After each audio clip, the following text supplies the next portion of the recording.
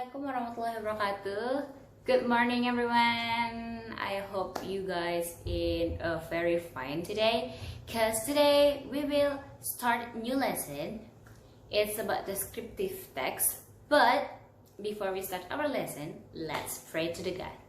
Because we want to God help us learning very well in this lesson. Okay, start praying right now. Done. So today's lesson is descriptive text. Actually, what is descriptive text? But wait, before we start our lesson, let me give you some, knowing.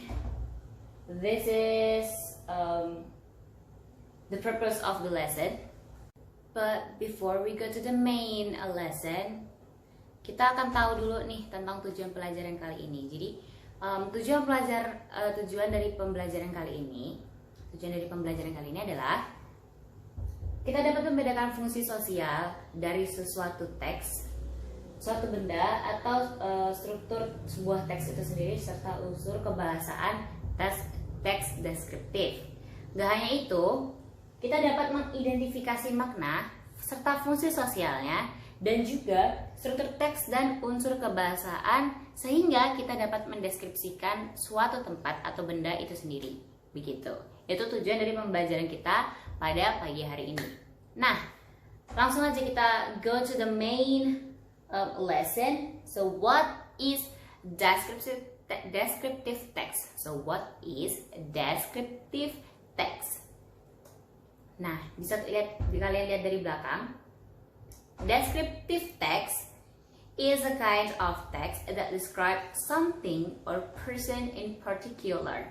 Jadi descriptive text itu adalah teks yang menggambarkan atau menjelaskan secara terperinci suatu tempat atau sesuatu barang atau juga manusia. Dan dijelaskannya itu benar-benar harus secara terperinci agar orang lain itu bisa paham dan mengerti apa yang kalian maksud. Itu adalah descriptive text. Nah, descriptive text itu sendiri sebenarnya ada banyak juga. Dan kita akan bahas tentang tujuannya descriptive text dulu. Jadi tujuan dari descriptive text descriptive text is to describe someone or something specifically to the readers in particular or details. Jadi tujuan dari descriptive text itu untuk menggambarkan, seperti yang tadi dijelaskan. Artinya descriptive text itu adalah menjelaskan sesuatu barang atau orang secara spesifik dan menjelaskan kepada pembaca tentang ruang lingkup dengan terperinci. Dan selanjutnya kita next ke object of writing atau objek penulisan. Nah, descriptive text ini biasanya menjelaskan tentang people around us, orang di sekitar kita. Nah, selain people around us, bisa juga menjelaskan things around us atau sesuatu barang di sekitar kita. Misal, untuk orang, kita bisa menjelaskan tentang keluarga kita, teman terdekat kita, atau bahkan kita bisa menjelaskan kita sendiri. Dan things around us, kita bisa menjelaskan tentang suatu tempat di sekitar kita atau rumah kita, bahkan ruangan kita sendiri, seperti itu. Terus selanjutnya ada tourism places, city, or country. Jadi kita juga bisa menjelaskan tentang tourism places atau tempat-tempat yang biasa dikunjungi untuk wisatawan-wisatawan asing walaupun wisatawan asing atau wisatawan lokal, seperti itu. Terus kota, city atau country, sebuah negara gitu. Kita juga bisa mendeskripsikan. Contohnya kalian ingin mendeskripsikan tentang Amerika. Amerika tuh gimana sih negaranya? Ya udah kalian bisa jelasin. Oh, Amerika tuh seperti ini, negaranya seperti ini, seperti itu. Dan selanjutnya nggak hanya tourism places, city and country, kita juga menjelaskan tentang company profile. Contohnya company profile, kita mendeskripsikan sebuah perusahaan. Kita ambil contoh aja karena sekarang banyak banget yang lagi suka dengan Korea, ya kan? Can't relate. Nah, kita ambil contoh perusahaan terbesar yaitu SM Entertainment. Kalian bisa menjelaskan gimana sih SM Entertainment itu, kayak gitu, mendeskripsikan SM Entertainment itu kayak gini nih, dibangun tahun segini oleh ini, terus habis itu tempatnya tuh kayak gini, kayak gini, kayak gini. Kalian tuh bisa mendeskripsikan dengan mudah jika kalian memahami benar-benar teksnya itu. Lalu yang terakhir ada biography of a famous or successful person. Jadi nggak hanya tempat atau barang-barang atau sesuatu atau people di sekitar kita, kita juga bisa menjelaskan tentang biografi dari orang-orang terkenal atau orang-orang yang sukses. Kita ambil contoh Jack Ma. Kalian bisa ngasih tahu nih biografi tentang Jack Ma, kayak menjelaskan, oh Jack Ma tuh orangnya yang ini gini. Dia itu sudah melakukan banyak hal sehingga dia sukses sampai seperti sekarang.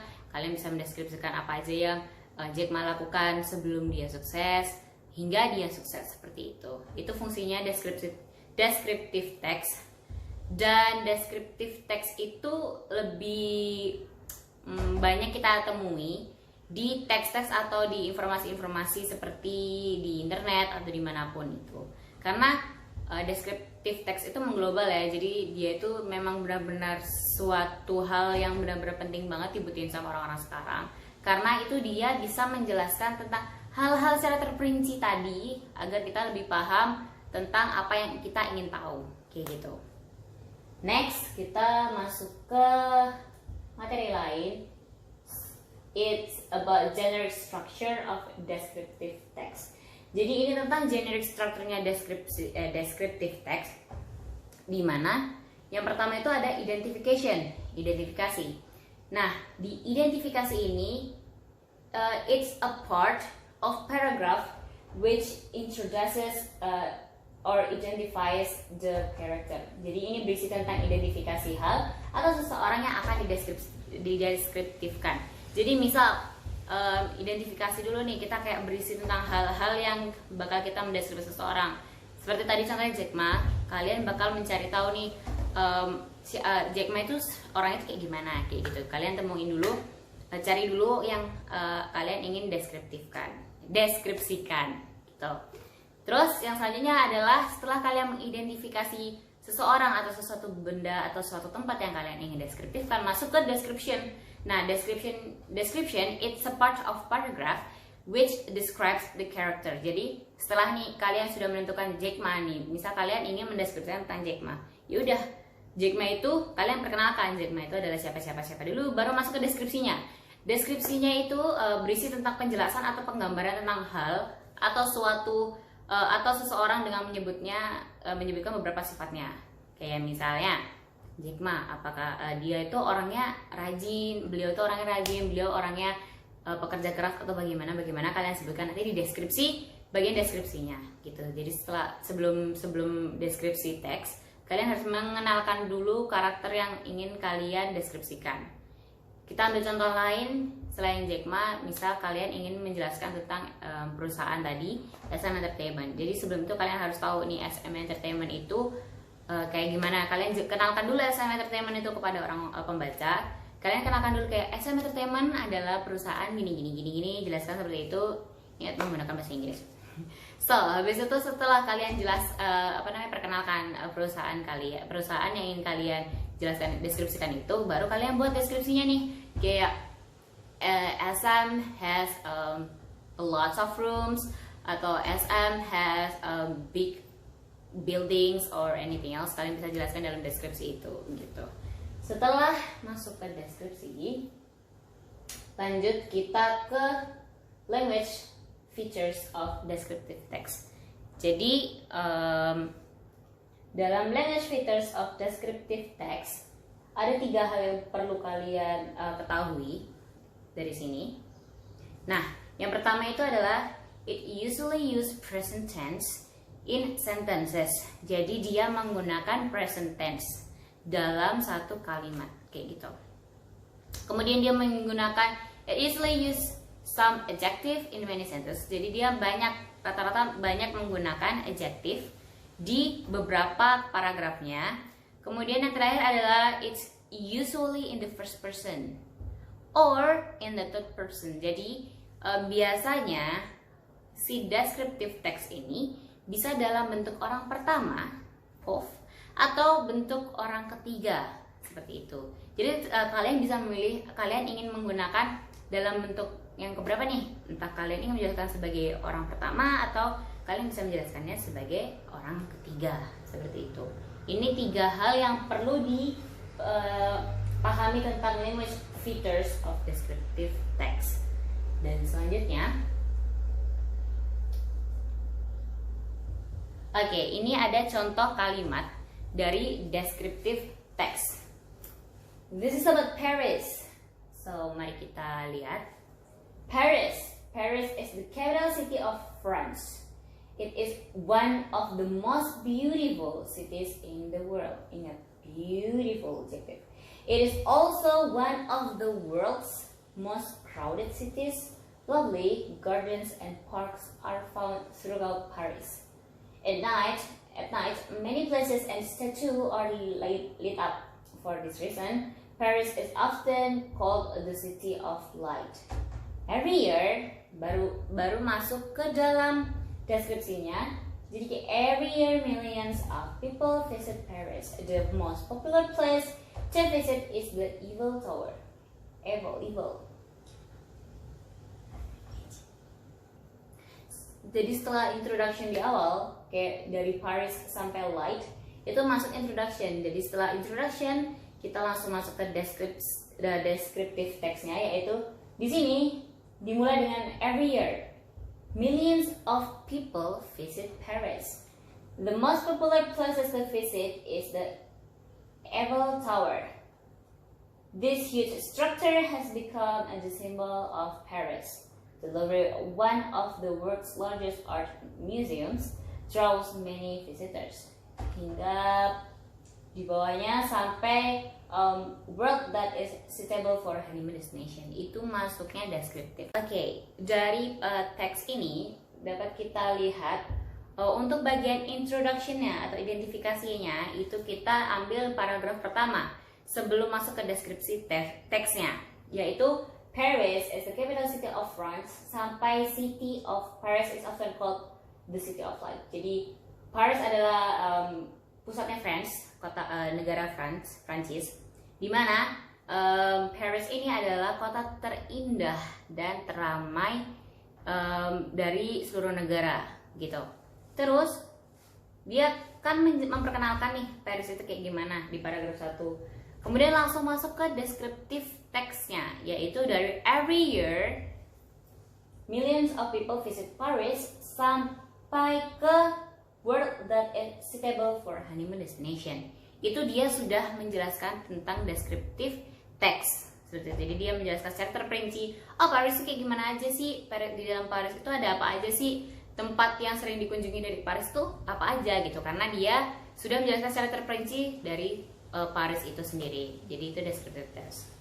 Langsung aja, ini seperti yang tadi saya jelaskan. Okay, next. This is the descriptive text-nya. Lanjut ke descriptive text about my best friend, Lina. So, di teks ini, mari kita baca bersama-sama, kemudian kita kerjakan soal yang ada setelah ini. Oke, jadi Lina is my best friend. She is a junior high school student. She is in the 2nd grade now, and she is smart student. Her school is on Crocodile Street. The school has 20 classrooms and 1 library. It also has a wide schoolyard. Lina and her friends like to play in the schoolyard. It is fun to play there. She likes English lesson very much. She thinks English is fun and challenging. Gitu. Lina adalah teman baik saya. Dia adalah siswa SMP, sekolah menengah pertama. She is the 2nd grade. Sekarang dia kelas 2. Dan dia adalah murid yang pintar. Sekolahnya berada di Jalan Buaya. Dan sekolahnya memiliki 20 kelas dan 1 perpustakaan. It also has a wide schoolyard. Di sekolah itu juga memiliki lapangan yang cukup luas. Lina dan temannya suka bermain di lapangan sekolah. It is fun to play there. Itu sangat menyenangkan bermain di sana. She likes English lesson. Dia sangat suka pelajaran bahasa Inggris ya Mas Mi. She thinks English is fun and challenging. Dia berpikir bahwa bahasa Inggris sangat menyenangkan dan menantang. Itu teks yang kita pelajari hari ini. Lalu kita masuk ke dalam soal. Okay, let's practice. Ini soalnya. Wow. Nah, question number 1. What does Lina do? Okay.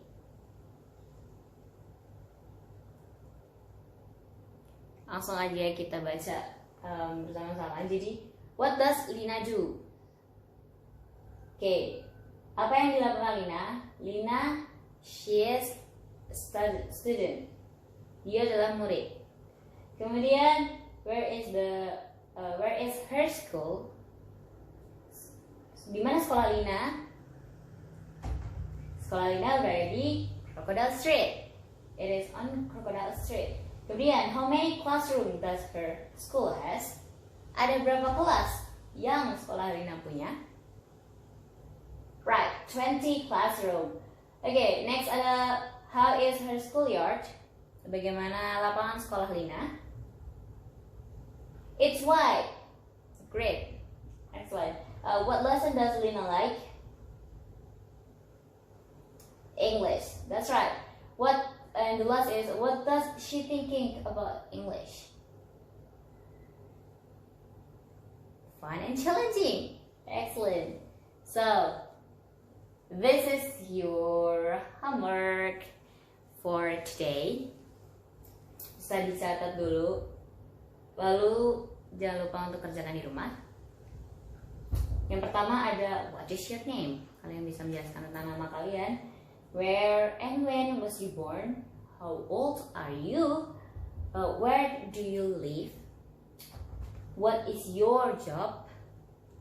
Where is your school? What is your characteristic?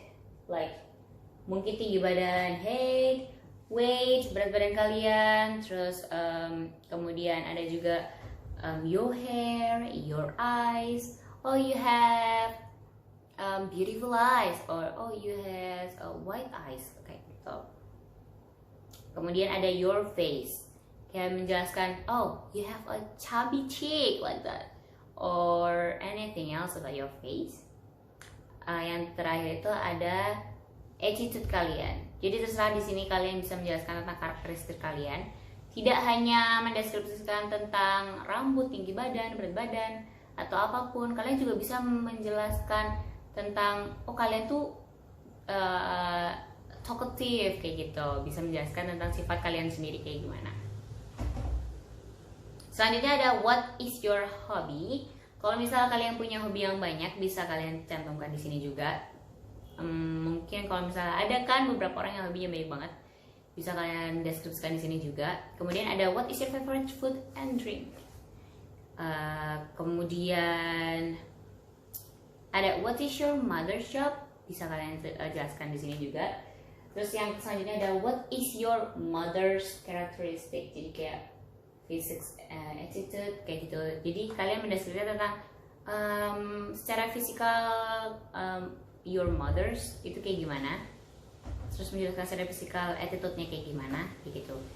Nggak hanya orang tua saja, nggak hanya mothers aja. Jadi fathers juga bisa. Jadi what is your father's job? Or what is your father's characteristic? Itu juga dicantumin. Selain fathers and mothers, if you have a brother or sisters, you can describe her or him. And jangan lupa buat kasih nama brothers and sister kalian. So what is your brothers and sister names? And how old is she or he? Kemudian ada juga what's your brother's or sister job? Kemudian ada juga what is your brother and sister's characteristic?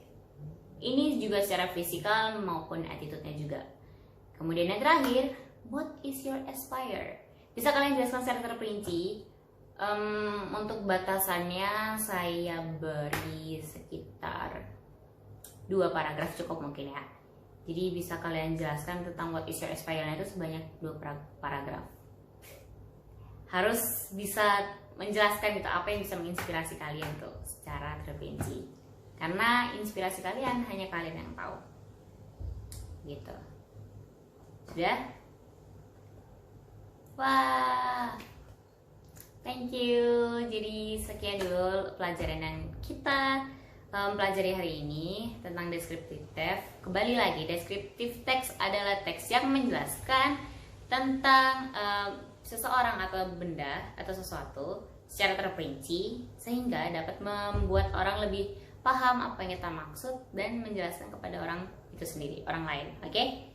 Kemudian tadi descriptive text itu dia juga bisa menjelaskan tentang seseorang yang ada di sekitar kita, benda yang ada di sekitar kita, negara, tempat tinggal, kemudian kota maupun turis objek, tempat wisata untuk para turis, baik lokal maupun wisatawan asing, gitu.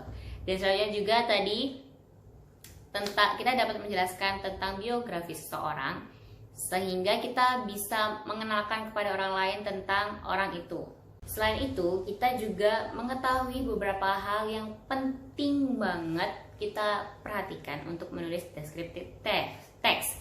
Descriptive text. Yang pertama, itu adalah menggunakan present tense di setiap sentence-nya. Jadi harus present tense ya.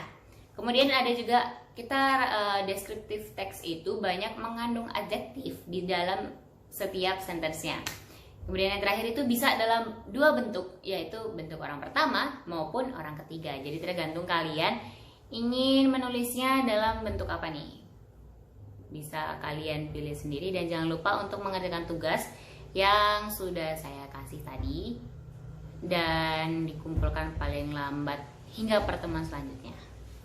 Oke, sekian pelajaran pada kali ini. Semoga bermanfaat dan menambah wawasan kalian. See you next time. Wassalamualaikum warahmatullahi wabarakatuh.